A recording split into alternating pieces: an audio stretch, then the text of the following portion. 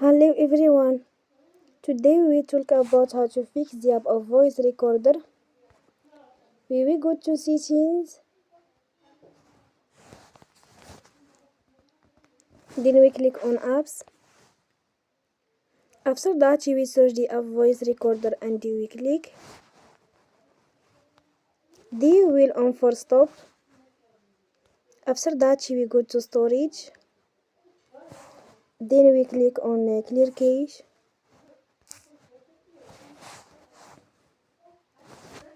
In the end, you will turn off your Wi-Fi and you will turn again. Don't forget to support us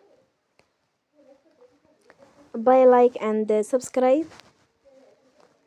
See you next time and thank you for watching.